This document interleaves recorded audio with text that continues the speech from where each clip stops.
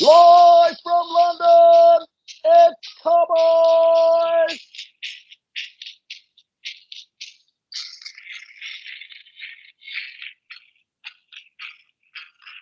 Hello, hello. Hello, dear listener. Thank you for putting down your copy of the Sturmer or Pravda, however you are politically inclined, tuning our merry little show for an hour or so of fun. We've got music and laughter to help you on your way, and we'll be raising the rafters with a hey, hey, hey. Well, that's the idea. Answer for Ain't Our Fault, Mum. We're going to love this show. The BBC, not so much. But I digress. This week, we've got all the usual guff. We have a roundup of global news from Jaguars to G-Whizzes in car news. We'll be having a appreciating classic car in the classic car section, which sounds like a 1960s jazz trio.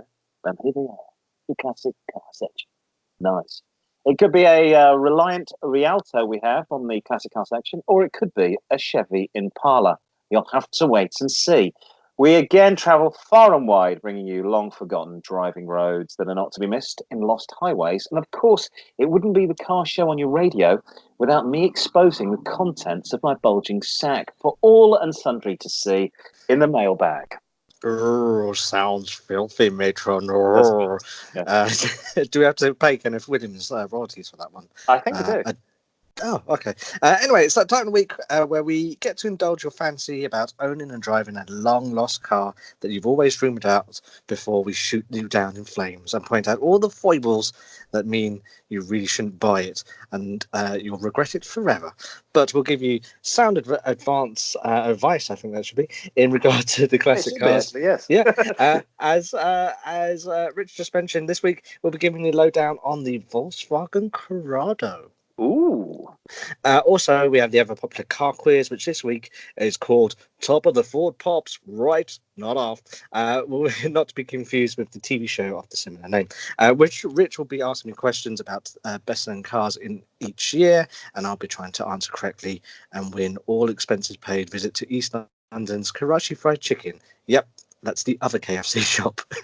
And we will promise, if we don't run out of time, to be taking time to ponder the rules of the road when winter sets in.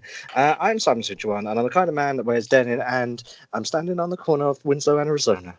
Such a fine sight to see. It's a girl, my lord, in a flatbed Ford, slowing down to take a look at me. Thank you, Mr. Henley. And I'm Richard Green. What's the matter, you? Hey, got no respect. What do you think you do? Why you looking so sad? It's not bad. It's a nicer place. Shut up your face. Aussie racism from the 1970s. And this is Car-boyz. We got there in the end. Yeah. Okay, it's time for my weekly rant where I turn into a miserable old codger and tell you kids how it was better in the war and that the Cray twins were good because they only ever hurt their own, whatever that means. And what a hackneyed old phrase, it's political correctness gone mad, which I actually think was a creation of the ruling class to make older people look bad. Okay, youngsters, I admit it, you're all better looking than me, you've got better clothes than me, you are probably not quite as jaded as me. I imagine you've got a far higher student debt than me. But what you ain't got, kids, is experience. And to misquote Samuel L. Jackson, experience goes a long way. Ask Jimi Hendrix. Well, it does when you're trying to work out whether something will work or not. I know you say, let's ask the bloke with experience. All right. You see what I'm coming from. Yeah. Now, here's where we go off on our destination. What is the deal with 20-mile-an-hour speed limits? In the UK, 30 mile an hour has been the speed in built-up areas since 1934, which means, in effect, when you see houses or other buildings, wherever you are, you know this, Simon, you slow down to 30 miles an hour. Now, back in 1934, there were far less cars on the road, but also these cars had no disc brakes. These cars had no ABS, no crumple zones, no computer warning devices, no sat-navs. What they did have, though, was awful drum brakes, which would fade when hot or wet or both. They would. They had vicious hood ornaments which could pierce the organs of small children. They had poor visibility, and generally they were badly designed by posh twits who didn't care a fig for pedestrians or cyclists. Think Toad Hall driving attitude. Also, what they didn't have, which you would think would be a prerequisite, was a driving license. No, back in 1934, all you would do is turn up at the car dealership, buy a car, and off you went. Now, I link this to the fact that back in 1934, traffic was scarce. Hardly anyone in the UK owned a car. In fact, both my grandfathers were riding motorbikes until well into the 1950s. The car was a pastime for the rich, the inexperienced motorist. Well, there wasn't really any other kind apart from the inexperienced motorist in these machines that weren't fit for purpose. And despite the government deciding that 30 miles an hour was a good speed to have in the town and city, many cars back then only had a top speed of 50 miles an hour. I digress. In the last few years, local councils across Britain have pushed for more and more 20-mile-an-hour zones in more streets, and the results are in. And, well, according to the Department of Transport, there has been no significant reduction in accidents in areas where the lower speed limit has been introduced. So it can take that in. Just take that in. It concluded the average speed has fallen by 0.7 miles an hour in 20-mile-an-hour zones, and in residential areas by 0.9 miles an hour in zones, in the same zones in city centres. So that's not even down to 29 miles an hour from 30 miles an hour. The report found that in areas where it's been reduced to 20 miles an hour, from 30 to 20, that 94% of drivers ignored the speed limit, and it has almost no impact on people not commuting in their cars. So not quite a success then.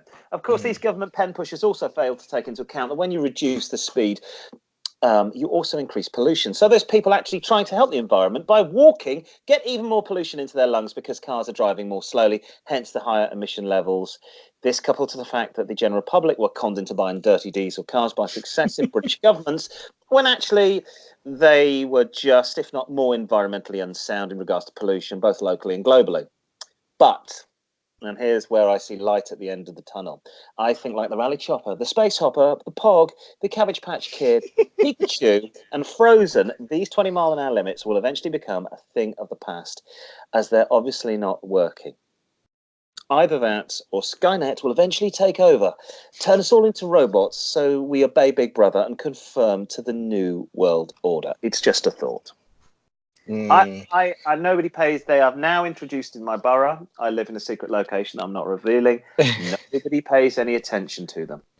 So let me get this straight. Despite the speed limit dropping, yes, and the average speeds dropping, yes, there's been no significant, that's the word, significant reduction in the accidents. No, this is a 5-year study. But also nobody's actually dropping their speed. Yes. So people are ignoring it, but no people are being hurt. And so the outcome's still the same. Yeah, so maybe if we just ignore it, and when you see 20, think 30, in a reverse way that when I see a birthday coming up, I think, yes, take a year off. Just think, oh, it's 20, that means I can do 30. I tell you what, have you ever driven a car? Have you ever driven a British car abroad? No. So I've driven my old Citroen, I drove to Belgium. Well, of course, it's all in kilometres, and my car is a French car, but it was a right-hand drive car made for the British market with speedometer in miles per hour, not kilometres an hour. So you were constantly having to do a little juggling in your head of 70. Oh, it's about 50 mph. So I think that's what you should just do. Just drive around going, oh, 20. That means I mustn't go above 30. Or just ignore everything. As I said to the police officer when he asked me my age, I said, well, 40, but it's the new 30. That's what I was thinking. Exactly. That's what we should be saying. 20 miles an hour, it's the new 30. Come on, kids. Exactly. I absolutely love it. I think it's the funniest thing. You've definitely got a point there. It's just not working. Nobody's paying any attention.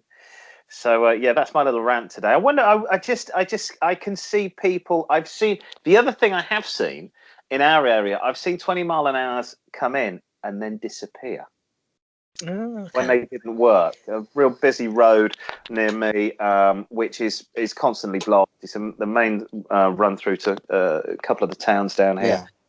They reduced the speed limit from 30 to 20, and they've got a speed camera right on the point where it is. It went after 6 months, or it could be the number of police commissioners and local councillors who received tickets. There they lie, the rub. Would you like some John Carpenter style news music Yeah, go for it. This, I'm sure this should be from Escape to New York. Oh, no, this is the wrong one. Oh, I had it all ready to go. Oh, hang on, I've got it, found it. Snake Plissken is on the loose again.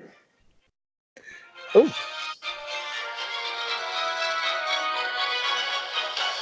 News! Wow, I thought we had no budget.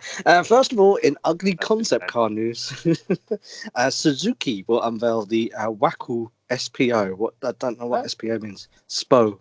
A retro style plug-in hybrid concept vehicle featuring design elements. Is the music still going? Yeah, no, sorry, I was getting excited. I was getting overwhelmed. That can be switched according to personal preference at this year's Tokyo Motor. I can't speak. The ultra compact Waku SPO will be joined by the Japanese firm stand by the autonomous mobile room concept called the Hanari. I think if you go, back of the if you sound angry, yeah. The two machines force out a fart. And the two machines are designed to showcase Suzuki's efforts in developing future technologies. Waku, a Japanese term. That does sound right. Waku, a Japanese term that means excitement in English. That the sound of Fozzie Bear? Waku. A Japanese Fozzie Bear came on. Fozzie Bear! Waku. It's like there's a car advert at the moment with Robert De Niro, isn't there? Oh yeah, if you are listening in America, right, you know, all your actors do no commercials at all in America. Robert De Niro, is it for Hyundai or Kia? I think it's called the Kia. Yes, He is in England. Robert De Niro advertises Kia and bread, and he does this pastiche of Goodfellas for Warburton's bread. Look it up on the internet. How much money does that? I mean, I know he's going through a divorce, but how much money do you need? And Stallone does Warburton's bread as well. Hello, welcome to the Warburton's bread factory. I think it's because they can. People need. I think obviously acting being a fickle business, they need to pay the bills, so that's why. But how many? I mean, I know De Niro's getting divorced, and apparently he's being sued for $6 million by his former assistant. Former wife. Oh, for his assistant. His assistant. Yeah, because apparently she was doing nothing, just sitting around watching Netflix. And so he sued her for $3 million. So she's now countersuing for $6 million. So maybe he needs to. Honestly, the Kia advert should make every single person that is a fan of Robert De Niro never, ever, ever watch any of those man's films or the back catalogue, apart from Godfather Part 2, which is an absolute classic. He is in skinny jeans with a little on. It's not good. Not good. Oh, wait, sorry, sorry. It's fine. The Waku SPO is described Suzuki's as an A-segment personal compact which we stand plug-in hybrid vehicle intended for use by the family to share fun. Hang on, wait, I should say it properly. To family to share fun and excitement. Sounds wrong. Suzuki has not yet disclosed any technical details of the plug-in powertrain. The firm says the model features the Waku switch that can customize the car. It's like Transformers that can customize the car by allowing users to switch its body shapes, front mass, and content shown on the dashboard. So the car can transform to meet each and everyone's fun and excitement. Okay, I have an answer to that. It's not yet clear how extensive the exterior changes to the car would be. A rendering released by Suzuki shows a small hatch with a long front bonnet and retro styling, somewhat similar to the Honda E. We yet have no performance figures, just ugly pictures. So I can't remember if we've posted these pictures or not. Not yet. They're ugly. They're damn ugly. It's almost like a microbus shape one. Yeah. It's as if you described to somebody a VW bus. And they'd never seen a VW bus. So you're not allowed, you're just, purposes of description. And what they've actually created is a stormtrooper's helmet. If you imagine that, no vision. Look at the side. There's two A pillars on either side, right? and where the window should be, where you're looking out, is a big load of white bodywork. It's like a high lip sort of thing. How are you supposed to see? So you know what I mean? Maybe that little thing at the side, there's a little round disc that looks like a teacup or a very small plate, is a TV, so that on the inside is a television screen showing you what it's a camera. So say that white disc is a camera, and that's showing you a television screen on the inside of that door. Or you could just put a window there. It looks like a stormtrooper's helmet. The other one looks like Pikachu would drive it, and my son designed it. Although I like the colours are in the Italian police colours. Yeah, they are actually. Do you know what? I didn't have fun and excitement this morning when I picked up a bill for my old car being fixed, which was the same price as the car. Wow. Yeah, Campbell, 4 new brake pads, full service, hasn't had a proper service in 18 months. One of the CB joints had gone. Yeah, ouch. Yeah, it's expensive. That's the fun and excitement in my life. So, interested in either of these? I still don't see how you see out the side of the butt. No. Waku. Okay. We still don't know what SPO means either. The Waku SPO. No, we'll find out later. These things, we shouldn't really talk like this because concept cars never happen anyway. The only concept car I saw was the Geneva Motor Show in '96. I saw the either '96 or '97. Actually, it might have been '97. I saw I think the Audi TT.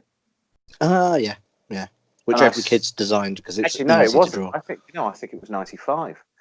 It was before the Audi TT came out, and that almost looked like the one that eventually came out. Yeah. Beautiful looking concept car. Okay, right. Let's carry on with the news. I told you, and in more news, and in So I Told You, and we saw this coming news, Toyota have recalled the new Supra, or I should say, BMW have. The 2020 Toyota Supra is subject to a new safety recall for seatbelt guide loops that may feature improper welds. Recalls are never really humorous in nature, but this one is at least a little bit funny because the recall comes from BMW. Since BMW manufactures the Toyota Supra these days in Austria, it's the automaker responsible for the potential defect. It underscores the Japanese sports car's heavy reliance on BMW architecture, which has been a sticking point for Toyota purists, to put it mildly. Anyway, the recall explains that a total of 7 Supras may have left the factory with improper welds for seatbelt guide loop. In the event of a crash, the faulty welds may not let in the seatbelt do its job and restrain the driver properly. As mentioned, one of the 7 cars does have a bad weld job. It'll need to be replaced entirely. Although BMW issued the recall, Toyota will handle the inspections. Since this is such a small recall, Toyota will reach out to owners by phone, which began earlier last month. If the company does not receive a response, they'll be notified via email. They'll need to mosey up to a Toyota dealer to have the Supra fixed. Wow. We covered this story 4 or 5 weeks ago and commented on how weird it was that the Toyota, the most reliable manufacturer in the world, were trusting BMW, the lowest ranked manufacturer out of 24 top car manufacturers, for reliability in 2018. Yes, we kind of gave them a heads up. Yeah, that it's not going to be made well because BMW and Germans don't care about quality in cars anymore. Not anymore, yeah. They give it, everything's plastic, everything breaks. And Toyota, you don't go to Toyota, you go to a Toyota for a car that doesn't break down. That's where you go. Yeah. They're not sporty. They haven't got a sporty brand. They've got no sporty heritage. They do some sporty cars, but you go for a reliable car. Exactly. And you said, was it the Toyota Purist you said earlier on? Yeah, is that the new electric vehicle? Yes. Yes. No, that's Prius, isn't it? Not Purist. Should we do some more? Should we do some more news? Yes, please. In this week's news of Brexit may have buggered the car industry news, Nissan could close its Sunderland factory if UK leaves the European Union without a trade deal, according to reports in the Financial Times. Yes, we do read the Financial Times. The newspaper, citing the three people with knowledge of the matter, reports a no-deal Brexit would prompt the Japanese firm to stop making the Qashqai. And I heard something this week. If you don't know how to say Qashqai, try saying cash cow in an Irish accent. And it does work. Northern Ireland or Southern Ireland? Cash cow. Cash cow. No, exactly. It's not. Northern Ireland doesn't work. Cash cow. Cash cow. Doesn't work in Southern Ireland. This is rubbish. Just call it the Nissan Kumquat. If we leave, ultimately they could close the plant. In November 2016, Nissan pledged to build the hugely popular Qashqai in the UK after the then chairman, Carlos Ghosn, received assurances from the then Prime Minister, Theresa May, whoever she is, that's showbiz, that the firm's operation would be protected from the impact of Brexit. But the agreement was reportedly a contingent of a soft Brexit with the EU trade deal. Nissan has been in Sunderland since 1986. Ooh, and as I was going to say, there'll be no fishes on wee dishes, and the boat ain't going to come in. Because if the northeast of England, anybody listening outside of England, going, what the hell are you talking about? Northeast of England, probably one of the most deprived areas of the UK, Newcastle and Sunderland. If they lose this factory, it's going to be one of the last industries based up there. My friend's it's a huge factory up there. Huge. And every Nissan Qashqai that's in Europe is being banged out there at the moment. I personally think a deal is going to be done because I don't think the government de jure, whatever government's in power, in the next 12 months, they're not going to let this happen. They can't let this happen. There's hardly any industry left in the UK. There's virtually no manufacturing. This is big. This is really big. So let's keep fingers crossed that they will not close this. Okay. More news?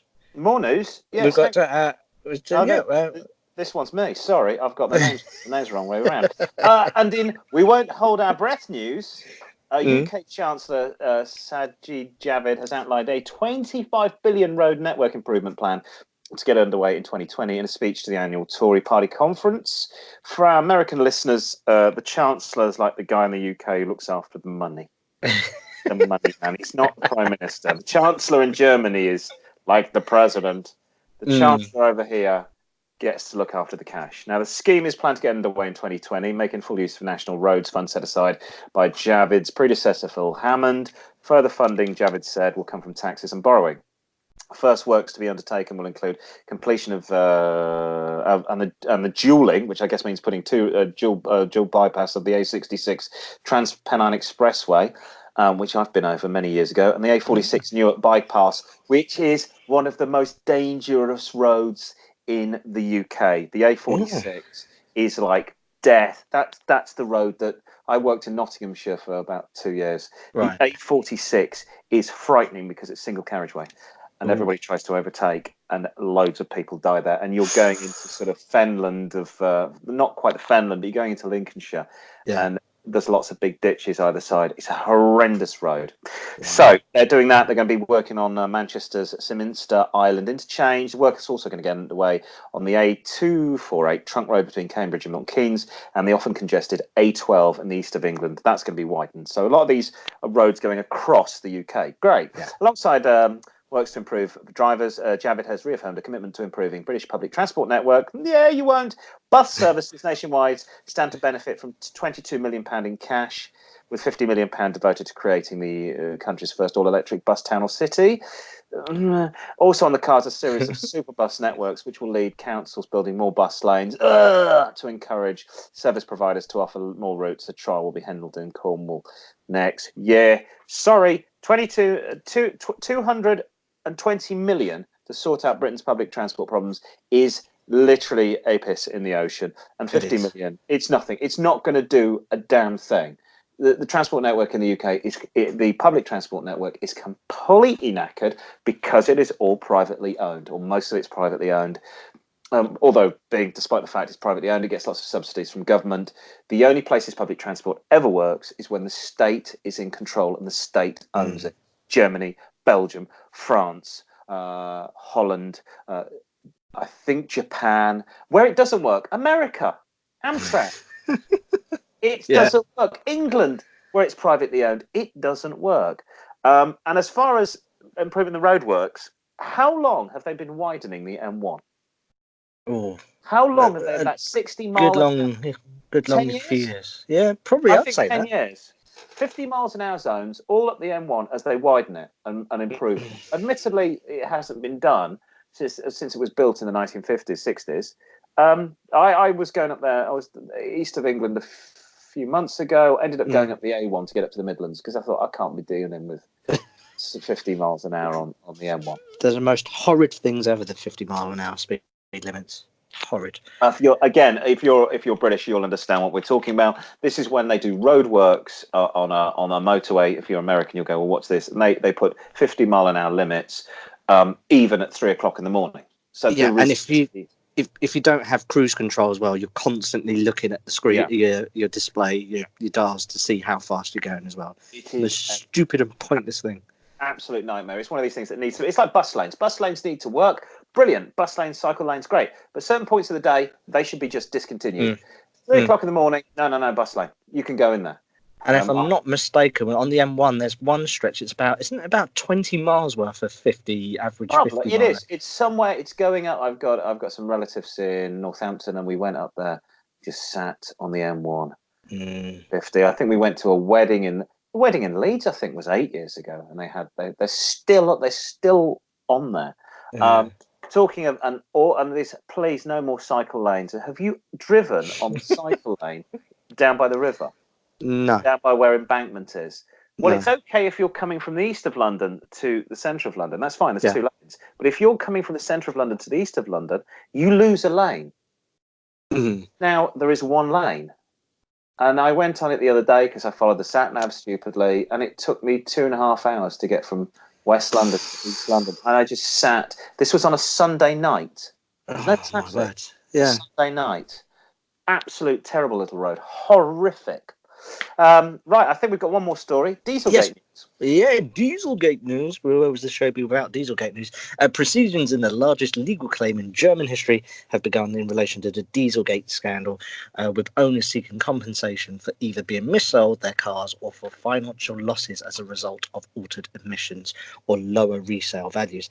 The case is viewed as highly significant for owners, with all affected VW products, including cars from Audi, Porsche, Seat, Skoda, all the VW brands, as it's likely to have bearing down on the whole group approaching legal action from other European territories, including the UK. The VW Group has already reached a settlement with American and Australian owners, but is vigorously defending European claims as a result of what it says are different regulations that it did not breach. To date, the scandal, which broke in 2015, has cost VW more than £30 billion in fine. That's £30 billion in fine and costs, while it has made a provision of around £1 billion for defending its European cases. The law in Germany has changed to allow a civil action against VW, which I think in America you can do group civil actions. Yes. Previously, claimants would have to take on individual action. As a result, more than 400,000 owners are said to have grouped together ahead of today's hearing, while around another 100,000 are said to still be pursuing individual action. So, Germany, it's would you ever trust German cars again? Not really. They seem to be going down the toilet. We've got quality issues with BMW, quality issues with Mercedes, and if you buy a VW, Audi, who knows what emissions are coming out back? We just thought we'd lie. That being said, and I have mentioned this before, a friend of mine who's a mechanic said to me that cheap little cars like Peugeots and Citroens, their emissions are appalling and bear no relation to what it actually says when they're sold. So when they come to do their first MOT, 3 years later, they have to absolutely rev the nuts off them and get them super hot so that the emissions meet the standards. So therefore, every time you get in the car and you do a short journey and you don't get it super hot, then the emissions are all completely illegal.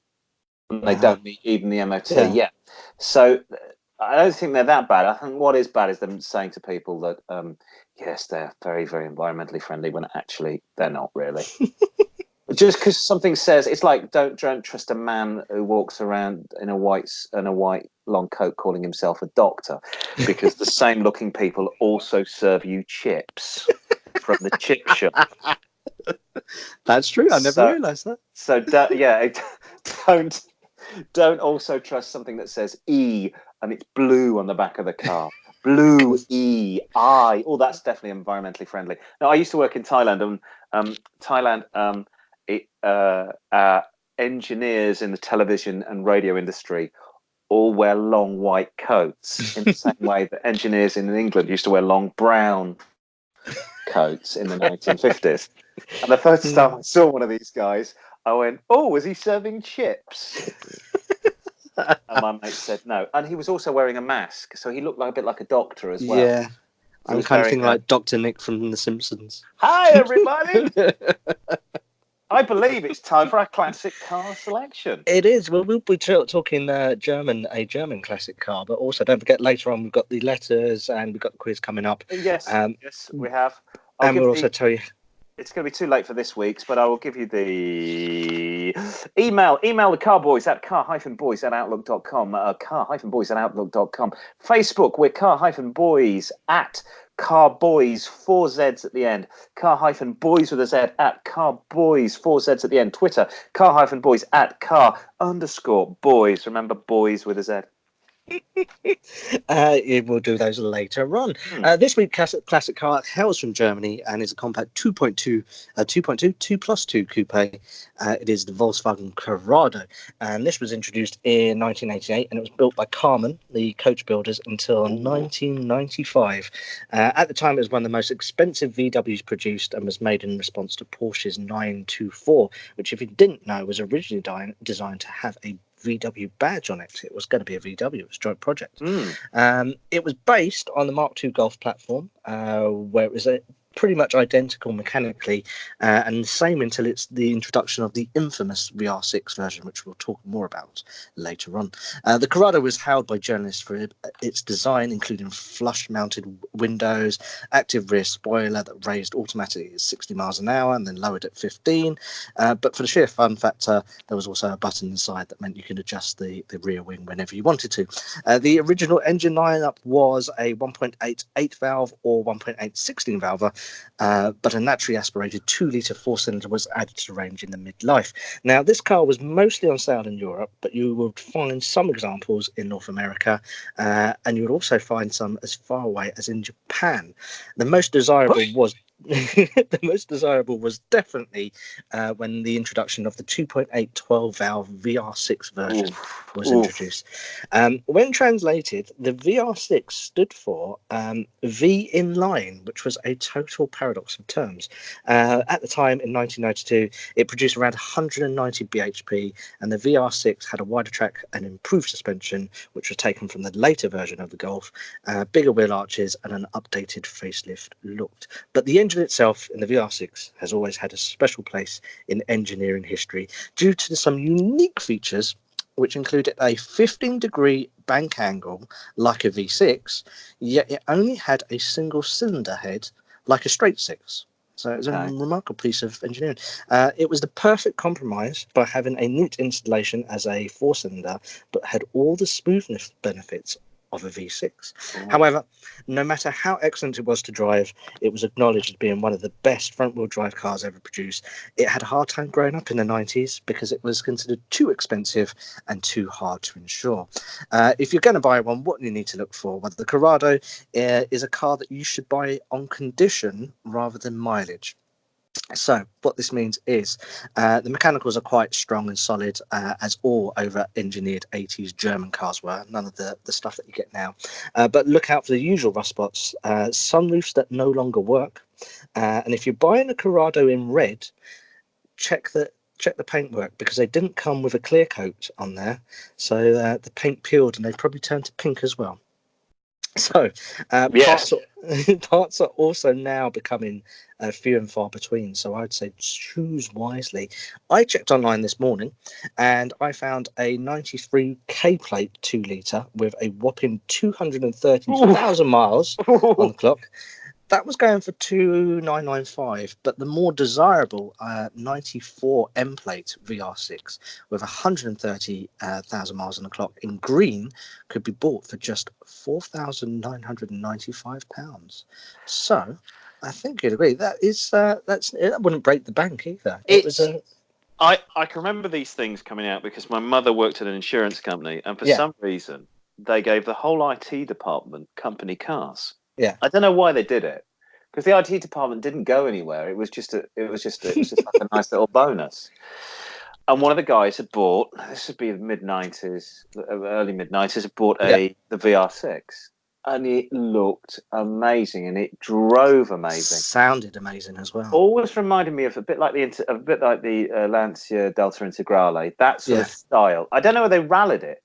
It looked like. I don't think they did. No, it beautiful looking little car. Because if you think of its contemporaries, you'd have what was Ford offering. Ford was offering the Probe. Vauxhall was offering the Calibra, which was coupe version of the Cavalier. Yeah.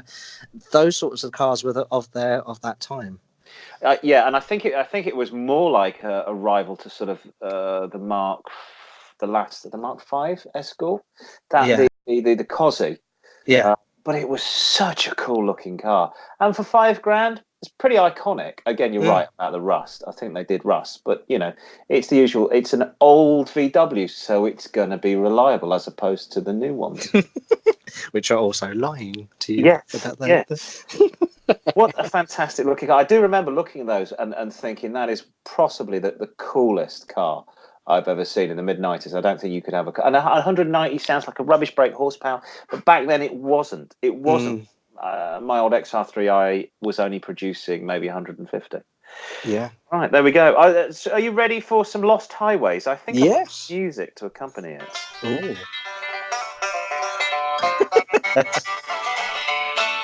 Okay, we'll get rid of that. That's slightly more inbred country than I was thinking. I was thinking more Paris, Texas, and this is more. Nah, you got a pretty mouth. Squeal like a pig. I was thinking sort of Paris, Texas. I don't know why I've gone for that. That was a bit of a mistake. So apologies there with my a choice of music on that one. If you want to suggest, going back to our classic car selection, if you would like to suggest a classic car for us to look at, you can email the show at car-boys, boys with a Z, at outlook.com. Right, we'll get on to Lost Highways now. That music has thrown me slightly. Forget it existed. Ignore it. Let's ignore it. There's something out of bloody Deliverance. Right, where are we? Yes, Lost Highways. Now, this is a feature where listeners email in and say, stop playing that music. Give us your favourite roads and the reason we love them. Tony from San Diego emails the show. Tony. Hi, Tony. And it's a girl. So she says, we've been remiss. We've missed really important US road and the Lost Highway, she said. The PCH, the Pacific Coast Highway, which stretches from San Diego near the Mexican border past her hometown of Carlsbad, the city by the sea, through LA and finishes up officially at San Francisco. She said it's a classic road dating back to the 1930s, and gives you some breathtaking scenery and amazing places of interest. She says you'll follow the coastal road where the Pacific Ocean meets California. It's a classic road which of course is featured in lots of a million Hollywood movies. Places of interest include Carlsbad for the surfing and pretty much the rest of the coast for the same thing. There's the city lights of Los Angeles, the Santa Monica, the Seal Beach, Huntington Beach, much, much more. Further north, you're going to hit Big Sur, where the rugged forest hits the coastline. Then you're going to hit the metropolis of glitzy Santa Barbara and hipster San Francisco, apparently where they all shit on the streets. She said you could do the journey by car in 10 hours. I haven't really sold San Francisco there, but it takes you a week or two. You'll discover the real California. If you fancy, take a detour into the wine country of Sonoma, have a drink or two. Best time to go is now, autumn, cool but still warm. Ooh, I've always wanted to do the PCH on maybe Harley. It's iconic, isn't it? She's absolutely right. One of the true lost highways of them all. And of course that's Carlsbad by the sea, not Carlsberg, which is by the beer. Come on, that was Well done. asking that. We go back to the UK now. Nick from Ingoza, which I think is in Malta. I think I've been there. He emails, he emails the show and he says we have some great driving roads here in Malta and Gozo. His favourites is the coast road on the main island of Malta, and this was a while. I went there probably about 20 something years ago. Okay. But he said it's a long stretch of road that goes it's a long stretch of road that does more than get you from A to B. The coast road winds its way along some of Malta's most beautiful coastlines, allowing you to experience the beauty of the island. Along the way, head to the small fishing villages and settlements, which boast a huge number of hidden gems, including unique restaurants and cafes, heritage and spiritual sites, and a number of stunning views. It winds its way from Bogiba through to Good luck with that. Marsax Loch, which is in the south. If you know Malta, you know where it is. We apologise for the pronunciation, Maltese people. Truly enjoy the experience of driving along this beautiful coastline and have a road trip to remember. Yes, it was. It was very beautiful from what I can remember, although I did see it from a coach and not a car. So not quite the same. Interesting place, Malta. Very interesting place. But apparently there's lots of Neolithic sites to see. It's interesting because where I stayed up in the main touristy bit, it was either pizza shops, jewelry shops, or bingo halls, and they were just selling really rubbish jewelry, and there was lots of cats as well. That's what I can seem to remember. Lovely. I think it's also if you ever see any movies that are supposedly filmed in the Middle East, 9 times out of 10, or Beirut, or Iraq, or Israel, 9 times out of 10 they just film in Malta because they have the old buildings there. Malta's, and very similar architecture. And it's just a pretty safe place to go. So, because if I'm not mistaken, there's a place they call Popeye Island, which I think they filmed a really bad version of. They Popeye. did. Oh gosh, Charlotte! It was Robin Williams. It was John. It was John. I want to say John Huston. It's not John Huston. It's not John Walters. It was a terrible, and it was. It was a terrible version of that movie. Popeye Island. Popeye Island. Yes, I'd forgotten that was filmed there. And wasn't Olive Oil played by the wife from The Shining? I think so. I think you're right. Yeah. Don't think about the film anymore. No, it was really horrendous. I don't even think I've seen it. Robert Altman, not John. Robert Altman. Oh, okay. He come fresh off doing things like MASH, which was really amazing. Yeah. And then did this, and everybody went, "What have you done?" Gosh. I have been showing Popeye to my kids in an attempt to get them to eat spinach. Which was, of course, the original idea behind Popeye, wasn't it? It was just to get kids to eat spinach. Yeah, it's had varying degrees. It hasn't been successful. Moving to the film. Finally, they'll just be throwing up spinach. Finally, an email from Adrian in Cardiff, Wales. There's lovely. He says, forget the rest. This is the best. The A4069 Black Mountain Pass Road. It cuts across the western corner of the Brecon Beacons, passing through Lower and Upper Brinamam in the south to peak at 1,600 feet before dropping down to Llandovery. Through valleys between high hedges with more twists and turns than an aerobatic display team. Then rises through pasture, threading between stone walls, over narrow bridges, foaming mountain rivers, before crossing Indian before crossing a lonely cattle grid into Highland moorlands. The Brecons may not boast the scale of the Alps, but they're certainly like the Himalayas. But the scenery rivals the best in Europe. He said it's only 20 miles long, but it's a breathtaking road that's perfect any time of year. Fantastic. Wow. And actually, I was sorry, I'm linking the Indian thing. The Carry On movie, Carry On Up the Khyber, where they were supposedly the Khyber Pass, they filmed it in Snowdon in Wales because it does look a little bit like the Khyber Pass. I think I've been on this road a long, long time ago, and I think it was good fun. I think I went on it with my dad, but I'm talking probably 30 years ago. Yeah. And I think it is a really good road if you're that way inclined, not too far from anywhere in the UK, really.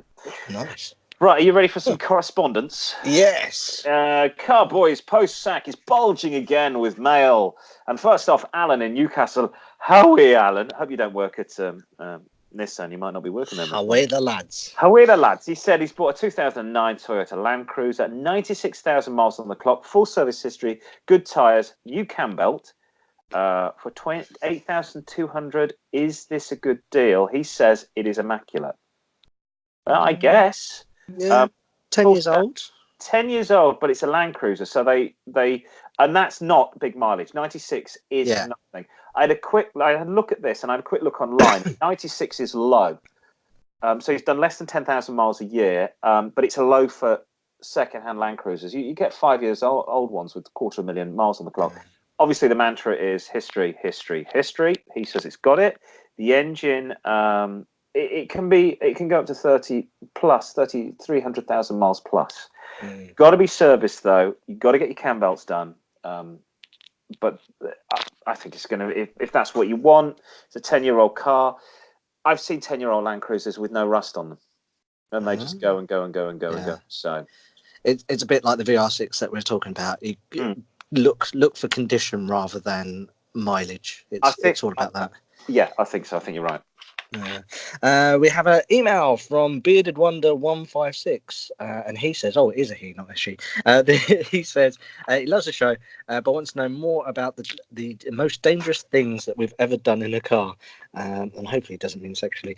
He says he once drove 25 miles with no windscreen. So what's the most dangerous thing that you've done? Care to admit on the radio? Yeah, obviously I've never ever done this in the UK or any country that I'm likely to go visit again. I'm just trying to think. Have I driven with a cracked windscreen? I think I didn't have a handbrake for a while in more than one car. The handbrake didn't work. I think probably the most dangerous thing I've done was probably about 15 years ago. Was load up a whole roadshow in the back of my Fiesta. Oh, like a Radio 1 roadshow from the 1980s. Yes, it was. I was with Smiley Miley and his mileage game. Yes, no, I fitted a whole roadshow into the back of a Fiesta. Oh no, I've done that. No, I've definitely done that. My old Citroen, I loaded it up, and actually, I've never done this, but in my current Honda, one of the Hondas I've got. Yes. I went to buy some blocks of concrete to fill in a driveway. Big blocks, not breeze blocks, proper heavy blocks for construction. And I got out to the car and I looked at the pallet and the trolley in front of me and went, "Oh, this is rather heavy." So I filled them in the boot of the Honda, all of them. And drove very slowly, and I think the exhaust was almost touching the ground. Sparks coming out the back. Yeah, it's probably doing 20. There was no acceleration on the thing. I think it'd be like the equivalent of having an entire rugby team in the back of this poor little Honda Civic. Of course, this must have been pre-speed humps days. No, this was recently, and this was fun. Yeah. And it was my wife's car as well, so let's not mention that. I just went and I have made a mistake. I should have got these delivered. I don't think I've done anything that's the most dangerous thing. I've never really drove very far. I've never been on the Autobahn, so I've never driven that fast. I don't think I've done anything that dangerous. No, I don't think so. No, but thanks anyway, Bearded Wonder. There you go. Sorry, we're probably a bit boring. 25 miles with no windscreen would be interesting. But if he's in America or somewhere, I guess, what are you going to do? You got to get there to get the carry on. Yeah. Yeah, you got to get the. Oh, and I heard an interesting story last night. So Longleat Safari Park. This is a great story. Longleat Safari Park. As you come out, you get about 100 yards down the road. There is a giant shop that sells windscreen wipers. And it's huge. It's huge. Makes sense. It's like a factory size. Yeah. Because Longleat Safari Park obviously has monkeys in it, and people drive their cars in it. Yeah. I think it has car aerials and also windscreen wipers. I thought that was great. Brilliant. Right, Rocky's emailed in from Boston. He's relocating to New York City. Wants to know if you should buy a car or just use public transport and Uber. Right. Okay. Depends. You're saying New York City, so it depends where you're moving to. If you're moving to Manhattan, no, you'll pay more for a parking space than you'll pay for a rented room in Manhattan. I think Wow. $800 or something a week. I've been quoted on. Blimey. Yeah. Newark, New Jersey, Long Island, Queens, Brooklyn, Williamsburg, all those areas around the city, not on, and maybe north of the city. Yes, you're going to need a car. Get a car. But if you're in Manhattan, it is just not worth it. And I've been to Manhattan 3 times, and I've never, no point in driving. Get public transport. Get an Uber. Get a taxi. Driving, and the roads when I was there, they were just gridlocked. They were digging up Broadway. I first went there in the early 90s, and everybody was driving those Ford Crown. Crown Victorias, Crown Victorias, which is the cop car and the taxi car. I still saw a few of those old 50s and 60s taxis, but mostly yellow Crown Vics. Yeah. They're all gone, and it's all 4x4s. It's all yellow 4x4s in New York because the roads are horrendous. Absolutely appalling. I think there's a problem in America with raising revenue for. I mean, New York was always pretty bad. It was all potholes, but it's got to the stage. It's horrendous.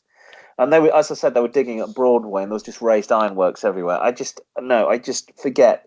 You're going to need a car if you're out in the middle of nowhere. That's what I'll say. If you're out in the middle of nowhere in Long Island and you're going to drive around, you just get a car. If you're going into the city, and I would say the same about central London, do not bother. Absolutely. So there you go, Rocky. Finally, Judy in Edinburgh, Scotland wants Judy. Yes, she wants to buy a reliable small family car for adults and luggage size. She wants reliability above all else. She's got about £3,000 to spend. What should she do? I'm trying to think. Well, small family cars, what we're talking these days, we're talking like Fiesta size, aren't we? Yeah, we are actually. Hasn't that just got like a really good reliability? It has, but I don't think she'll be able to pick one up for about $3,000. No, they're probably more towards 5. You're pushing. I think you're pushing it towards Japanese, Korean at 3. Stay away from a BMW because a Merc and the repair costs and they break down. Honda Civic, Honda Jazz, say 10, 12 years old. Toyota Corolla Hatch or a Vensis, 10 to 12 years old but low mileage.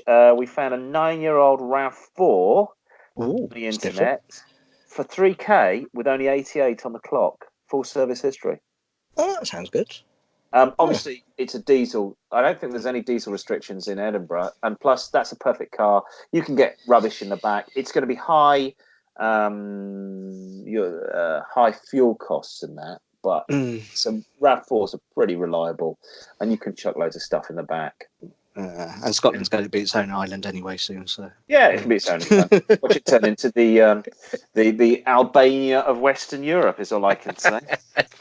If you leave the UK, guys, good luck. Because tartan, Scotch, and what oil you've got left is not going to keep. Oh, sorry, I forgot the shortbread industry. Hotels do need their shortbread. It's time for our quiz. Yay! Hang on, I'm going to get the music. I'm going to pick the right music so we don't have. Dun, dun, dun, Here we go. Yeah, it's the one. Dun, dun.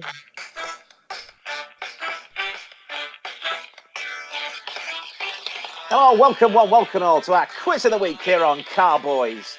We take a trip across time and space, a bit like Doctor Who, but with smaller budgets. Now, the quiz this week is a play on words of that old BBC TV show, Top of the Pops, but with less sexual predators. Entitled Top of the Ford Pops, as in the Ford Popular, the car, which was very popular. And in light of that popularity this week, I did that. In light of that popularity, I'll be asking my lucky contestant which cars were the biggest sellers in which years in both America and the UK. So forgive me, I'm not doing the rest of the world. I just thought we'd go America and the UK. So, for example, I could give you UK in 1983, and you'd say... the Mark III Escort. Mark 3 Escort, and so you'd be right. Now, joining me tonight, all the way from North London and staying in a beautiful travel lodge overlooking the freight terminal at Heathrow Airport, is Simon. Welcome, Simon. Thank you. I think before we start, Simon, I've got to let you know that your bendy bully is safe, but not your money, as we've emptied your bank account with the help of a Chinese 12-year-old computer whiz. But never mind that for now. We'll give you the year and the country, either USA or UK, and you can give us the model of the car. Okay, are you ready? I'm ready. Nervous? No, but you do sound like Terry Christian. Yeah, I don't know what I sound like. I was going for Michael Aswell, but I'll tell you, it's Terry Christian. Welcome to the Word. And joining me later on will be Oasis with their new single. You don't get free Parker pens. Nothing's free. You can't get a cheaper health cover than this. Okay, so we're going to winding back the clock. The UK in 1971. We want to know the most popular car, the biggest selling car in the UK in 1971. I'm going to give you a clue.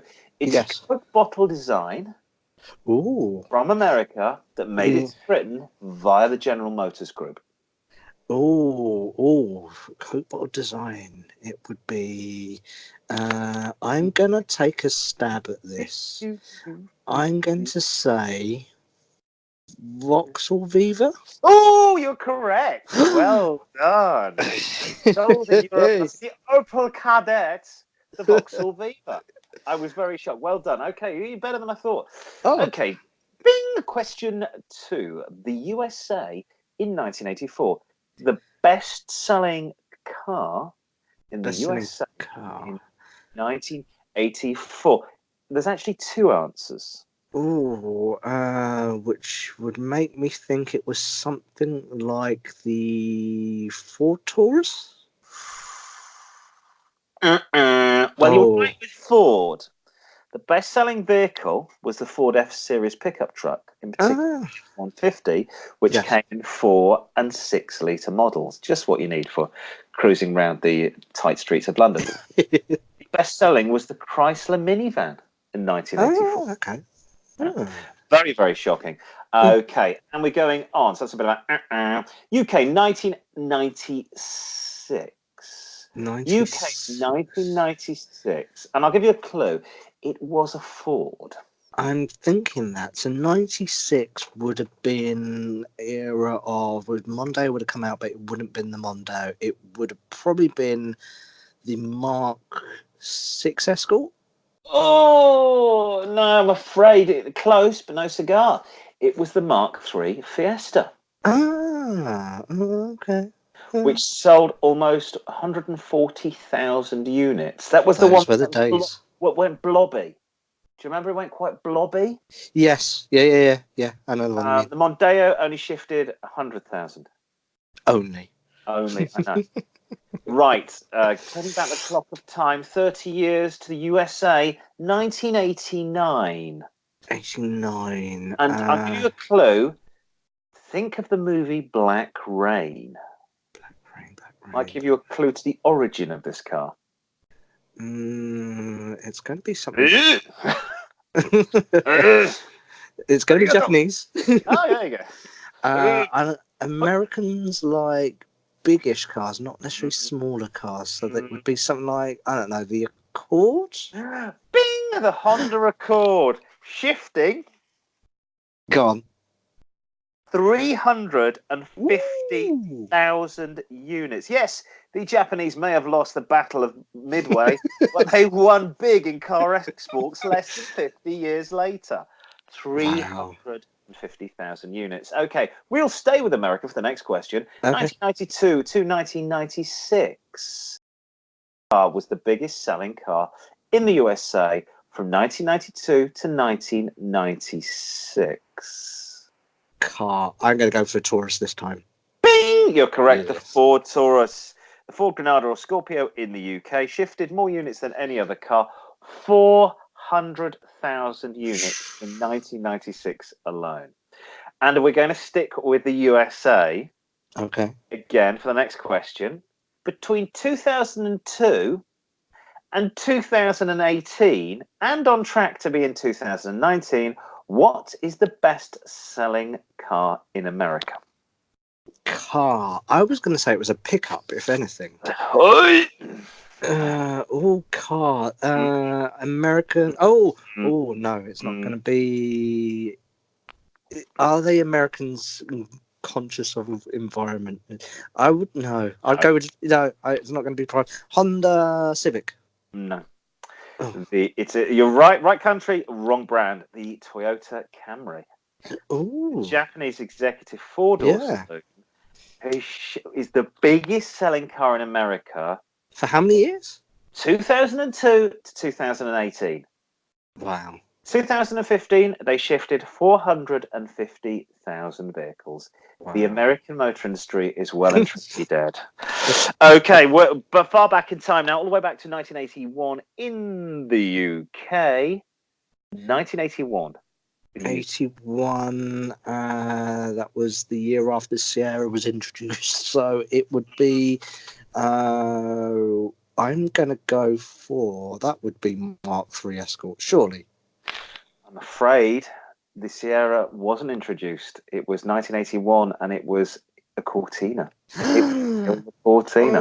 82 was when Sierra came out. Yes, Ford was still in control back in the Whoa! 1980s and managed to shift a shed load of these. The 1960s, the car that everybody's dad had, the Ford Yes. Cortina, 160,000 units sold. And if I'm not mistaken, every mark of Cortina sold 1 million up Really into the Mark V. Yeah. fantastic. 2004 in the UK. It's going to be the Fiesta. It's got to be the Fiesta. You got the brand right. Would like a second guess? If it's not Fiesta, Ford, Come selling on. car. Oh no, Focus. Focus. Ford Bing! Focus. Yeah. Mid-sized family hatchback, more than 140,000 units sold. It was goodbye to the Escort, hello to the Focus. Mm. Okay, turning back the clock. If you get this, I will be very amazed. 1978, the USA. 1978. The company is 1978. gone, and so is the model. If you can still find one of these out on the road that hasn't rusted away, we will be amazed. The USA in 1978. USA Biggest selling car, and 1978. it sold 500,000, in excess Wow. of 500,000 in that year. Brand's Uh, gone, car's gone. no, I was going to say Cadillac, but Cadillac still are around, I think. Who exists? Who has an American store that doesn't exist anymore? Lots of Um, brands to choose from, as we're finding out, worryingly. I'm just going to have a punt at the brand. I'm going to go with Buick. Mm-hmm. Uh, Model. No, you're wrong. okay. Oldsmobile Cutlass. Okay. 500,000. I looked at this car. I have never seen one. I don't think I've ever seen one in America. I've In a never film? seen in a film or anything. 500,000. They must just be dust now. Okay, finally, UK last year. The UK in 2018. Redeem yourself here. Uh, Ford Fiesta. I'm going to say Ford Yay! Fiesta, yeah. Bing! It was close, but no cigar for the VW Golf that came in second to the 40-year-old Ford model that keeps on going and going and kicking ass. The Fiesta came in at number one, selling almost 100,000 cars. But Well, there's the proof and put almost 100,000 cars. So we're actually selling less cars, brand new cars, or are we getting spread over the top 10? You're right. Less cars are being sold every year because cars are made so well. That's unfortunate. That's the name of the game. That's what's going to happen. Unless it's America, German and a BMW. I was so shocked at the 17 years Toyota Camry kicking ass. There's another kicking ass. That's what the Americans want, and that's what they're getting. And really, I think it's time for Detroit to. I think Americans will go and buy American cars. Just start making them slightly better. And make them a little bit more expensive. I mean, I had a friend of mine that was he always buys a lease car, runs his own company, always gets a lease car, and he said, and he ended up with the small. It's the Audi A4 4x4, so it's the A4 platform jacked up, and So it's probably Q4 or something. Yeah, the Q4 Q2 or something. yeah, and it's a cute little car. It's really nice. And he said, I could have got a Ford Mustang. And I went, oh man, like a 5-litre Mustang. And I posted a picture of a Mustang on our Facebook page Yeah. the other day.